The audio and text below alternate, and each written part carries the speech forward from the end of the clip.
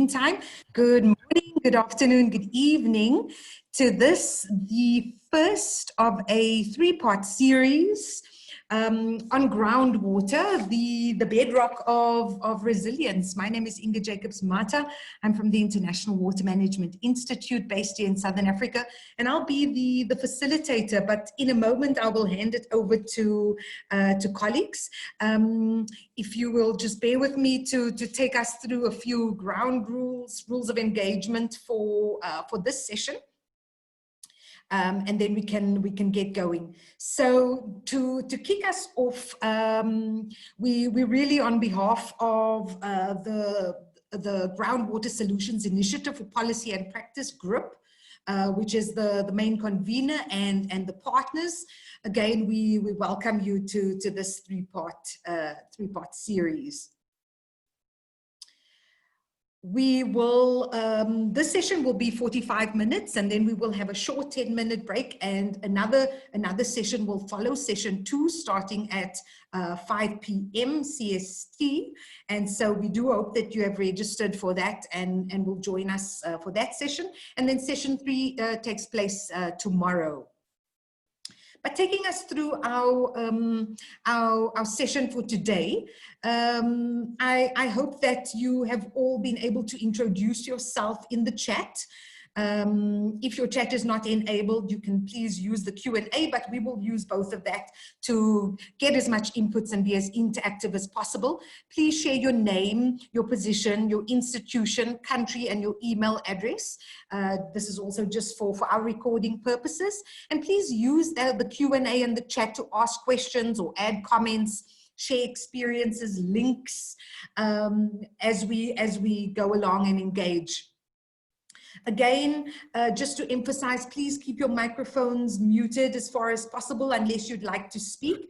And if you'd like to speak, please raise your virtual hand. You can see the little hand in the bottom margin of the Zoom bar. Please also note that this session is being recorded, and it will be posted at the link provided below, which is the event webpage. So we do hope you can look at that and share it if you like after this session, and all other documentation will also be posted there. So with that, now I'm going to hand it over to my colleague who will take us through, who's actually the moderator for this session, who will take us through introducing the session and then also the speakers. So now, without any further ado, I'm going to hand it over to Mr. Mashoud Dejani, who is the Groundwater Desk Officer at AMCOW. Mashoud, over to you. Yeah. Thank you. Thank you. For the moderation, thanks so much. Can you help me put the slides up for the speakers? Next slide.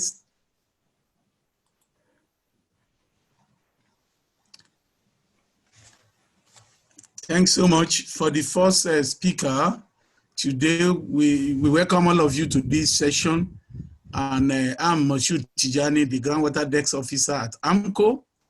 And we have a series of presentations. The first presentation is by Dr. Paul Orengo, Director of Programs, AMCOW, is to give us information, a talk about AMCOW Pan-African Groundwater Programs, Upper Group Objectives and Achievement. And then that will be followed by Calist from Uganda, who will be sharing the lessons from Uganda and national level groundwater management with us.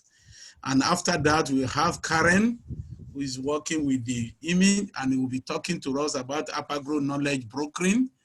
And then the final one will be that from James Sarumba.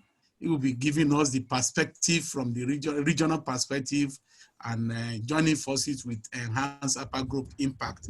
With this, after that, there will be a dialogue session where there will be discussions and questions will be thrown to our panelists to discuss, and then the round-up feedback from the speakers at the end of the session. With this, I'm calling on Dr. Paul Orengo to start his presentation. Thanks so much. Dr. Paul, please. Thank you so much, Tijani. Allow me, please, to share my screen as I take you through my brief presentation. I hope it's visible from your end, Tijani. Yes, it's visible. Everybody, I guess, is. Thank you. Yeah. Thank you. So I will speak about AMCOW, Pan-African Groundwater You have Program. 5 minutes, please. Thank you. Thank you. So very briefly, in terms of objectives and achievements that AMCOW, Pan-African Groundwater Upper Group, has been able to achieve, but also the very, very essence as to why this program was designed and rolled out together with the support of all the partners that are present here today. So the outline of my presentation, one will be to look at the objectives and purpose of Upper Group. Second would be to look through the working groups, which I will explain how this feeds into the overall objectives. And finally, the anticipated or expected outcomes and deliverables that are expected to come out of these working groups, and by extension, the Upper Group program. So in terms of objectives, AMCOW, the African Ministers' Council on Water, as we may all know, is recognized formally as a specialized institution of the African Union and responsible for advancing water and sanitation sector development in Africa. So in line with that mandate, AMCOW came up with the strategic operational plan 2020 to 2024 as part and the first phase of the strategy 2018-2030. And within this strategic framework, groundwater was identified as a critical aspect of what promises to address Africa's water security challenges. And so for AMCOW, we consider water security to entail both water quality and water quantity. So the availability of water as well as the water quality to us is very, very central in addressing water security challenges across the continent. So the objective overall is to ensure that we leverage on the continent's resources, groundwater resources, for purposes of addressing water security. Of course, part of it is to, we do this by making sure that we promote sustainable management and utilization of groundwater, promotion of appropriate technologies that can help in managing, but also extending groundwater to those who need it, and improving the policy and practice of groundwater across the continent. So as I did mention at the beginning, that AMCOW designed this program to be a stakeholder-led process. That is to say that while Upper Group remains a program within, domiciled within AMCOW Secretariat and within the confines of the African Union arrangements, different stakeholders and partners have a role to play. And within the concept of collective action and stakeholder-led initiative, we came up with 6 working groups or action groups, each standing in for a specific thematic area. And each one of these has been shared, including policy and governance, country support tool, which essentially seeks to unlock the groundwater potential. 1 minute more. Africa. Pardon? 1 minute more. And the other action groups are listed there, and we will be happy to provide more information on all of this. So finally, the expected outcomes. We do have 5 cross-cutting deliverables that we listed as part of the achievements that we want to get and realize out of this program, including increasing the knowledge base of groundwater governance and management, and of course, understanding the level of resource that we have to help in manage and govern that resource, improve the capacity of groundwater management across Africa to include capacity improvement of institutions and individuals, of course, professionals, and tapping into technologies and appropriate approaches. Of course, establishing also a community of practice. As I said, Upper Group is stakeholder-led, And finally, awareness creation Please stand up. for purposes of improving knowledge and practice across the continent on groundwater issues. Thank you, Thank Moshood. you. Thank you so much, Dr. Paul. Thank you for keeping to the time. The next presenter is Karen. Is Kalis. I hope he is able to load his PowerPoint now. So Kalis, you're online. Please, let's share the experience from Uganda. Thanks so much. Kalis, you are on. Shall I run the PowerPoint from here? Yes, go ahead. Yes.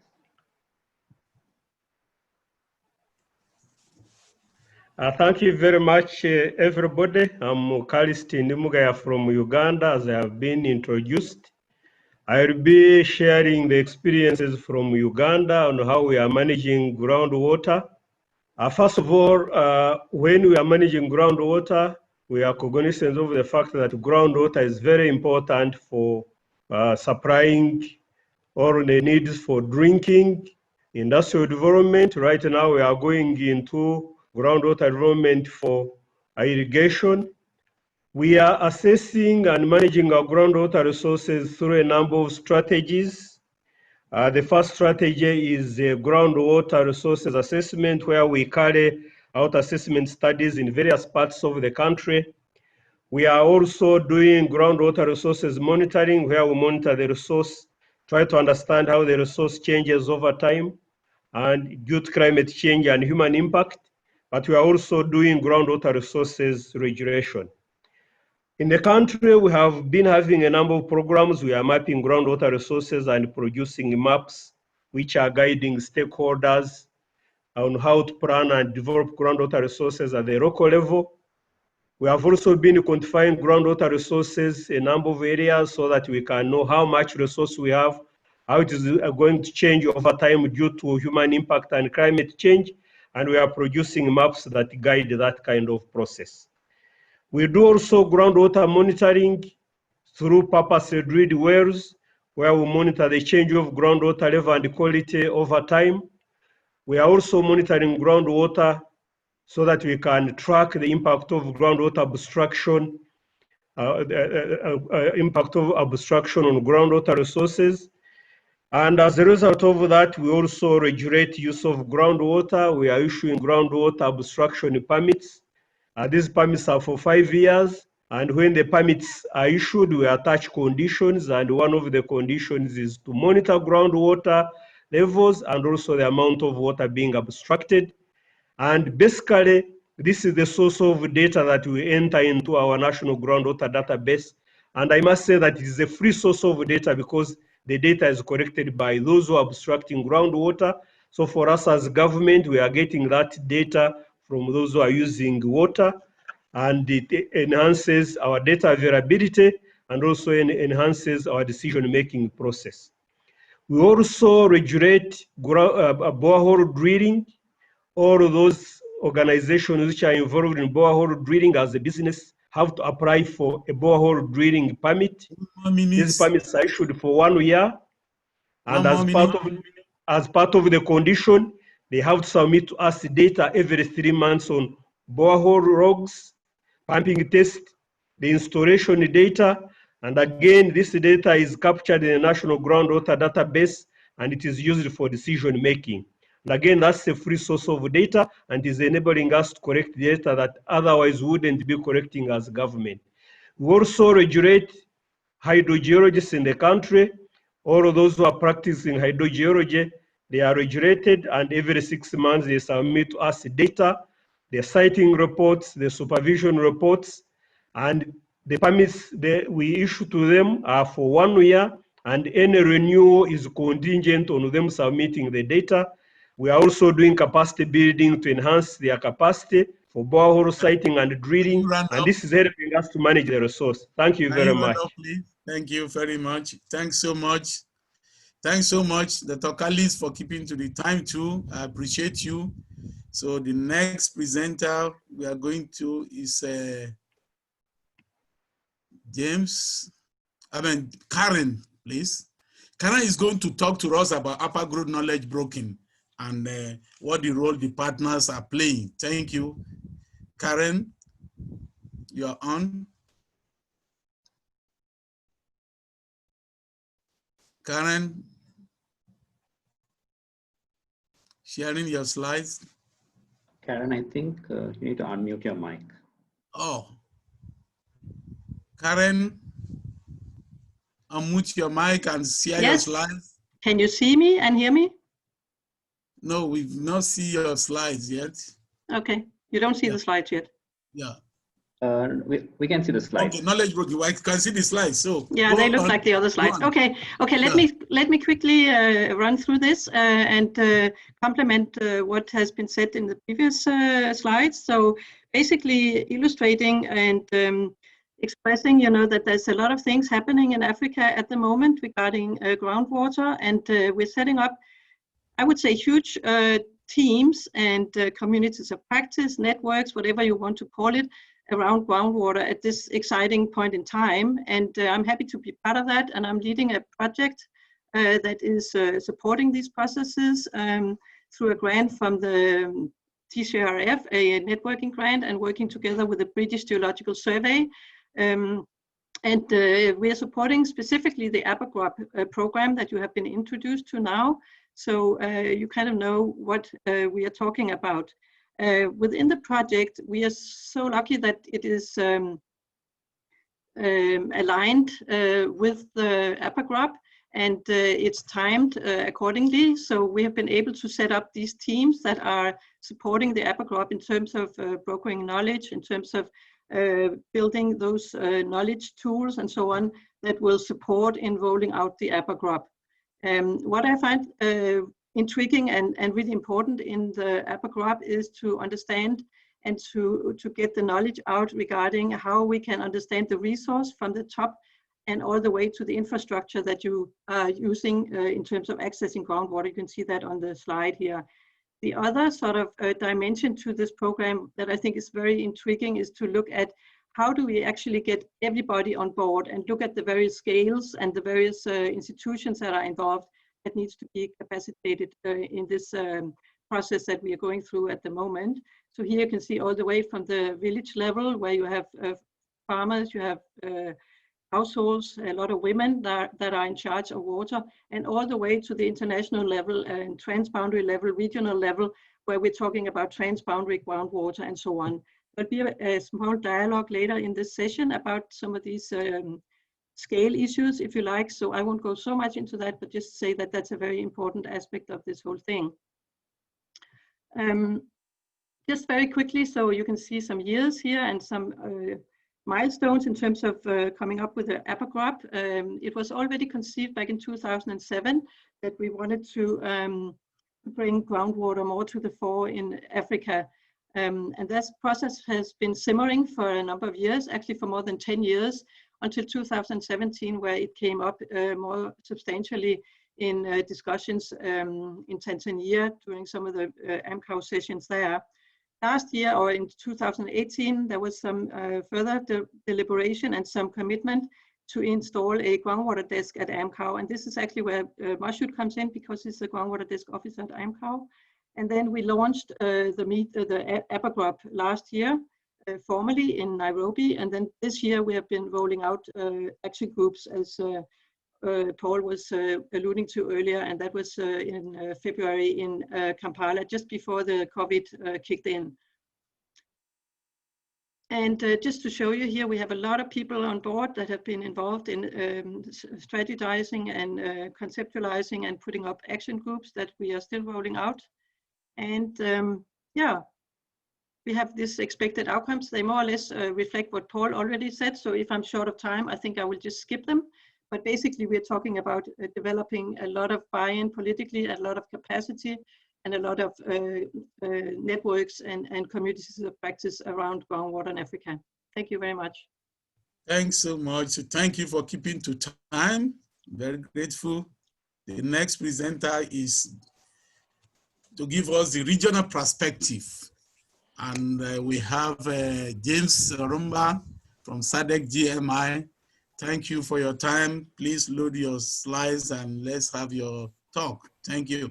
Mashoud, this Yeah. is Inga. While James is loading his slides, please can I ask all the speakers to look at the Q&A and try to respond by typing some of the answers. We won't have time to go through all of the questions. So if you can and try to address some of those through, through typing, that would be really appreciated. Thank you. Thank you. James, you are on. Thank you, Prof. Good afternoon, everyone. Good morning, whatever time of the day. As introduced, my name is James Sauramba. I'm the Executive Director of SADC Groundwater Management Institute, which is a center of excellence for groundwater management and development in the SADC region. So I'll quickly go through our model, which really fits to everything that has been mentioned so far, which falls under upper group. So our concept is to support sustainable socio-economic development. Our role is to build capacity and to generate knowledge that informs our stakeholders and our institutions to have the sufficient capacity for resilience to the caused by climate change. We are also looking even at level, how we support the institutions and the communities to access sufficient groundwater or water for that matter to socio-economically develop themselves. Our model is based on the 3 I's. The first one is the institutions with partners to national focal groups, which are the entry points for groundwater development and management in the SADC member develop individual skills through young professionals programs and training programs. And we also develop tools and guidelines that we use to inform and capacitate our stakeholders. We also work on information, which is the data collection, knowledge that is useful for development of this. Not only the groundwater, but as a conjunctive resource because they are. We also work at supporting development for livelihoods so that the communities have got access to sufficient water resources that helps them to, first of all, sustainably develop. Of resources it is utilized to support our community. So this is some of what we do and illustrated in pictures as shown on this slide. And how we fit into the picture, we've been part of the since it's been in October 2019, I believe, and we are part of some of the action groups. And our role will be to contribute to a different combination of issues in data collection sharing. For groups, we are also collaborating on the tool that is being developed for Namibia. We are available to provide products that work in the SADC region, the continent, work with river-based organizations, knowledge management, to generate knowledge and to share knowledge through conferences. We hold annual conferences where we are open to share with of the communities and the research groups to try and advance our practices on groundwater practices. We are also available to rebrand some of the products that we develop in the region in guidelines, like on the enabling policy and legal for international water development programs. So these are also available, and we also do individual skills development programs that support skills across the region, which is one of the issues that impacts the effective implementation of initiatives. In a very quick overview, that's SADC GMI, to share our knowledge. Thank you, Chair. Thanks so much. Thanks so much, James, for keeping to time. So now we move to the next stage, which is the dialogue section. We have 2 speakers on board that is going to discuss this panel section. And we have Dr. Alice Orelin, Chief of the UNESCO Groundwater System and Water for Human Settlement section, and Professor Sefu Kebede is from the University of KwaZulu-Natal. They will help us to lead the groundwater dialogue section. In this dialogue session, we have key questions for them. The key question is that how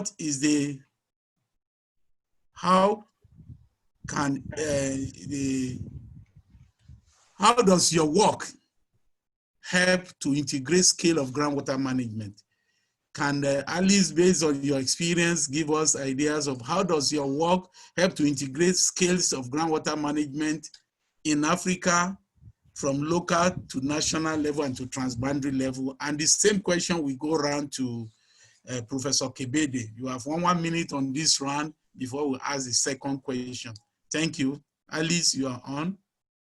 Tijani, I think one of the most important things to say, in particular for the African continent, is that there are 72 transboundary aquifers that have already been identified in the UNESCO Transboundary Aquifer Map in Africa. And transboundary aquifer cover the 40% of the area of the continent, of Africa continent. So this is to give you the dimension of the issue we are talking about that is crucial.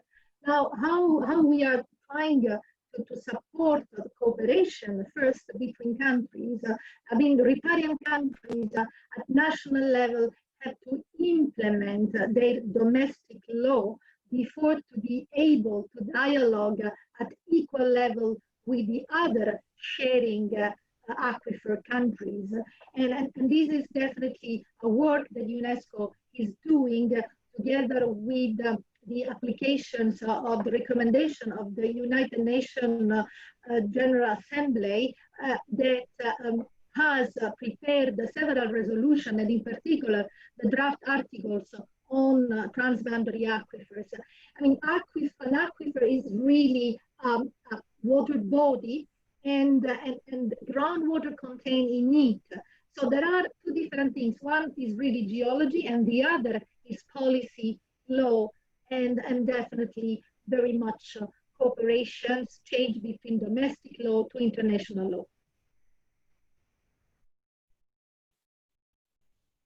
Thank you. Sefu, can you come on board? Thank you. Yes, thank you for the question. It is not straightforward to kind of integrate or work across scales from local to regional and back from regional to local. And this is a universal challenge. And maybe one of the way out is to use the right institutions and information flow mechanisms in place. When I say the right institutions, for instance, Alice Orile, she mentioned about transboundary aquifers in Africa. And there are also several, hundreds and thousands of small aquifers sitting in, for instance, basement aquifers across the region. And we cannot have transboundary commissions or run diagnostic analysis for each and individual aquifers. So in that condition, we need to integrate them under the river basin organizations. And currently, unfortunately, in many cases, river basin organizations do not include dimension of groundwater in their planning, in their operations, etc. And we need to make sure that river basin organizations at multiple levels, from catchment way to river basins, give due considerations to groundwater management. And if time allows, I'll elaborate that further later. Thank you very much. Back to you. Thank you for keeping to time. I think the second question is to ask you, and starting with you, is to ask that how do you see opportunity to further enhance groundwater management at effectively multiple integrated scale? So how do you see to that? Because based on your background, there are challenges, but what is the future? What are the opportunities? Thank you. I would like to continue on what just Seifu has introduced with a real particular example. I mean, when we are looking to a region, we really need nowadays, under climate change conditions, to have an idea what is the full water resources budget for the region. So we have to look at surface water and we have to look at the groundwater. Most complicated when you have an international river and a transboundary aquifer, as Seifu said. An example that you can find in go to have a look is a project, a UNESCO project financed by the Swiss Development Cooperation Agency, the GRIPP project with Namibia, Botswana, and South Africa in the Sampiet aquifer. And as Seifu said, instead of creating a new commission for these aquifer, we have looked at how to make it these commission coordination for the aquifer together with the URAM-SECU River Basin Commission. And we have nested the coordination mechanism of the Sampiet aquifer with the URAM-SECU River Basin Commissions. Why? Because we definitely need also to look at conjunctive management of surface and groundwater. Thank you. Seifu, I'll take. Yes, to add on what Ali said regards opportunities in place, I think most of the river basins, most of the river basins have river basin commissions or initiatives or other forms of organizations in place. And these are our major enablers. You know, from the presentations, you could see how important and the activities in Uganda, for instance, monitoring, allocation of water, licensing, etc. And how can this information and knowledge flows upward into continental scale, address continental scale sustainability challenges that Paul Orengo raised. And then you see other intermediary organizations in between, like the case that James has presented, the SADC region GMI.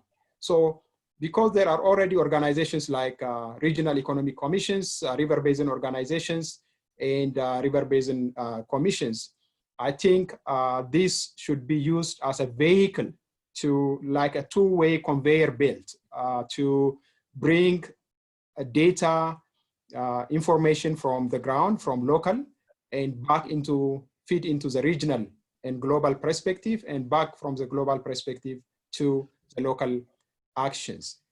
And then the other opportunity is information. And nowadays, I would say the information system, data management system, the technology is out there.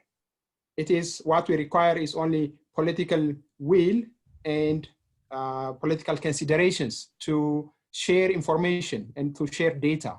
Maybe I'll elaborate this later if time allows. Thank you very much. Okay. Thank you. I think, Alice, you have 1 minute to just give your closing thoughts on this and then emphasize how different African countries could be, because these African countries have different level of development and capacity. How do we harmonize this? How do we go ahead? Thank you. I have to say that Africa is very much in advance on looking at its water system than many other regions of the world. Maybe the other one who has already a very good structure is Europe with the Water Framework Directive. But Africa is the only continent, it's the only continent where really river basin commissions and organizations are working, are effective, exist. So I mean, I would say that I would give a 10 on 10 for Africa on water resources. There are plenty of problems, of course. I mean, transboundary aquifers, we know that there are 72 transboundary aquifers, but we know very little. We didn't study yet really these resources. So we need capacity, we need funds for better study, for mapping. I saw one of the message and the question was, know about mapping in Western Africa. We are now trying to do more maps with IGAD in particular and with ECOWAS for Western and for Eastern African mapping on groundwater resources. but there is still a lot of work to do for a better knowledge. Thank you. Seifu, your closing thoughts. What is your expectation in terms of capacity to enhance the management? Yes, I think, and so on. Yes, that is one of the bottlenecks, capacity. All the countries are not in the same level of understanding and institutional strengths and the local capacity. So that is the place where the likes of APA Group and regional organizations play in building local capacities. And you see the presentation by James Sauramba about building capacity even at individual level. You know, this can create agencies. This can create, you know, synergies later. And yes, having said this, let me, if you have 30 seconds, kind of elaborate the need for looking at multiple scales very briefly. For instance, if you have a farmer irrigating from a borehole, and that farmer may not have substantial impact on a river flow. But if there are thousands of farmers tapping into the groundwater, and then they may not face, those farmers may not face the problems themselves, but stream flow reduction can happen, and downstream, maybe hundreds and thousands of kilometers away, you'll have water scarcity because of upstream pumping. Even if locally you don't have the problem, you'll create problem downstream. So local actors should think globally. And then likewise, if you, for instance, take large scale maps or like Africa scale aquifer maps, whatever, they are very important for policy making regionally, for strategies, for planning, etc. But when it comes to actions on ground, the relevance is not so much visible. So there should be a kind of cross exchange of data and information in both directions. Otherwise, working only at one scale wouldn't bring us to addressing the sustainability challenge. Thanks so much. Multiple scale is the key. That is the summary. Thanks so much for your time. And now we move to the panelists. Thank all of you for your time, for all our presenters. So I don't know who will raise his or her hand for the questions, but with this, I think my moderation job is on. I hand over to Inga. Thanks so much. Thank you very much, Mashoud, and what a fantastic and rich discussion. And equally so, the great questions, there's so many coming through the Q&A function and through the chat. So thank you. We do have just under 250 participants in the call today. So really the questions are coming in fast and furious. I'm going to give each of the speakers a chance, just final words, because we have just more than 5 minutes. And I see that some have responded, but there was a chunk of questions around the legal and the policy framework. So that is to Paul, and also a lot of recognition for AMCOW taking the lead, you know, in a strategic and programmatic approach. So well done to AMCOW, Mashoud, well done to APA in this process. Some questions around, you know, what is the legal and the policy framework for governing, for reducing conflict around groundwater use, and also for governing overuse of groundwater. There was also some questions around whether the groundwater mapping is operational. And there was some questions around, which I thought was quite important, coordination and potential overlap. You know, we've got APA, we've got SADC GMI. Maybe James, you can weigh in here around, you know, what are the uniqueness of these different mechanisms and different programs. And then we had quite a few questions for the others, for Corin, for Seifu, also for really around some of the technical aspects. Do we know the actual quantity of groundwater in sub-Saharan Africa? You know, what are some of the mechanisms to maintain a balance between groundwater recharge and withdrawal, particularly in semi-arid regions? That was something coming from Dr. Ajay Singh. Other questions around, you know, from Romulus, one of the greatest challenges to groundwater management is the consistent monitoring, and we know this is a big challenge, right? What approaches have shown long-term reliability within the African context? I think there are many more, and but I want to give the speakers a chance just to weigh in on these different questions for final words. Also, just to say in parting, the recording will be available on the event webpage, and I've shared the link, and we will continue the discussion in the next webinar, which will start on the hour at 5 p.m.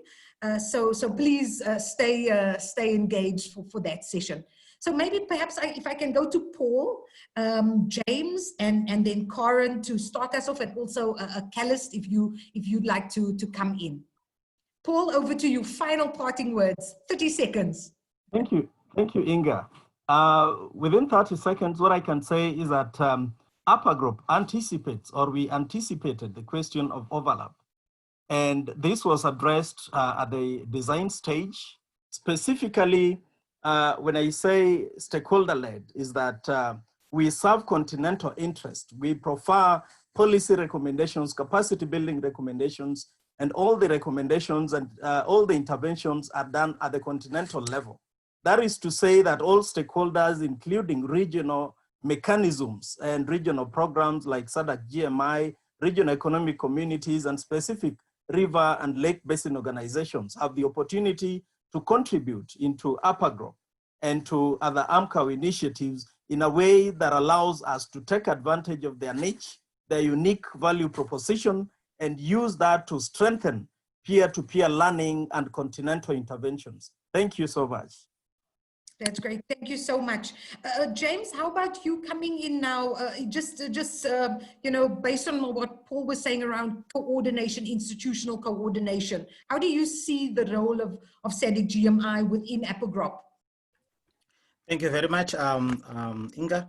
I think Paul has started it quite well. That's exactly how we feel. We are a partner in this, and whatever we do fits into the Upper Group project. We don't expect that work that has to be done on Upper Group, then AMCOW has to fly people in. We are here, we are part of Upper Group, and then we therefore implement the programs of Upper Group. And our results feed into the results matrix of the Upper Group program. So we are a part of it.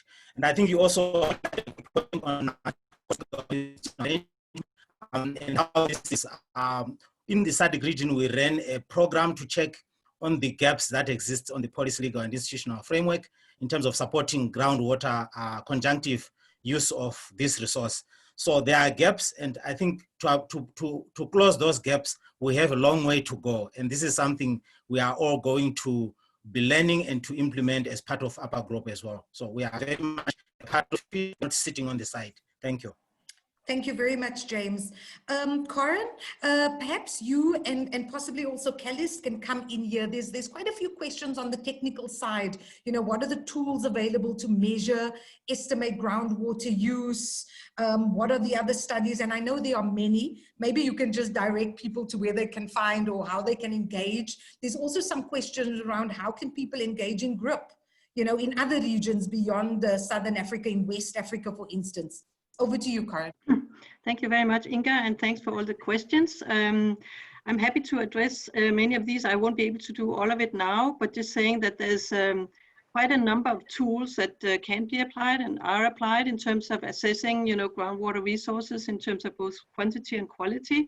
And we are doing that to a large extent with focus in Africa, and focusing on those areas that are most in need, you know, like in dry areas, in areas where there's a lot of development, increasingly also urban areas where groundwater is being more and more used.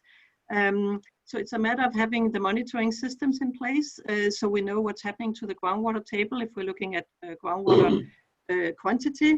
It's a matter of maybe doing some simple simulations, you know, modeling, that can give us the variation over time and any trends, for instance, in terms of climate change.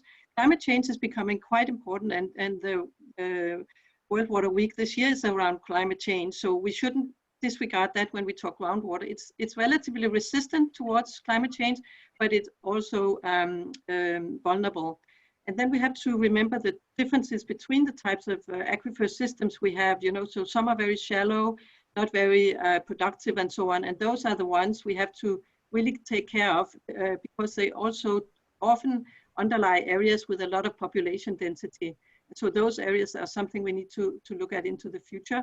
Then we have the fossil aquifers, the big systems that are deep and very, very extensive. And those areas are often transboundary, and we need to get many people on board to regulate those. And it's quite complex because the systems are so big, and you don't see an immediate effect. You know, maybe after 50 years, you'll see, you know, that you've taken out a fraction of it. So these issues are very different across the region, and we do have some knowledge, but there's definitely scope for understanding more, and definitely focusing on where the issues are and where we need solutions, not doing it just for the sake of science. I think Thanks, I'll stop Karen. there. I'm going to have to come in because we've run out of time now, and there's so much more, but I do want to give Callist a moment just to weigh in as the final speaker. So Callist, there were quite a few questions which I saw you did respond to, but there were quite a few around pollution and the quality aspect. What types of pollution are you facing in groundwater? How are you preparing to manage those, you know, water quality challenges? Just to give you a chance to weigh in on either that or some of the other questions that that were given to you. Thank you very much. Very fast. One thing, of course, I would like to mention is that groundwater is undercover. You can only know whether it's groundwater, the amount and the quality when you drill, when you construct a well. Groundwater is a local issue, and I think as we move the program forward, a lot needs to be done at the local level, at the country level. That's why we need to take advantage of the available information, available data. And for us, we have realized that you can get a lot of data from wells which are being drilled. You can get a lot of data from students who are doing research on groundwater, NGOs that are doing work, private companies, government agencies, so that you can understand the resource.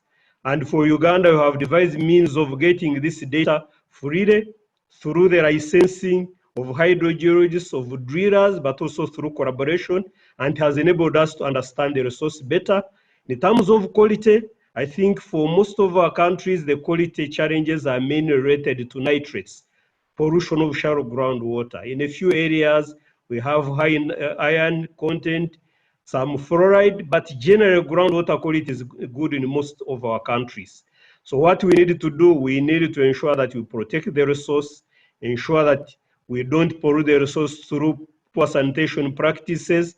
And at the end of the day, I think the capacity building of the local practitioners, the communities on how to take action to protect the resource from overexploitation and pollution is going to be very key if we have sustainably develop and manage groundwater resources. Thank you.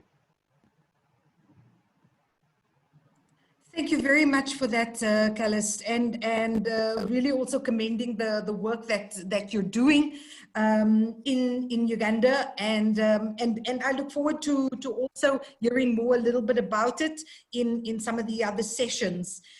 Folks, we've come to the end of this session, and we really tried to pack a lot into it, and we hope you found the discussions to be informative.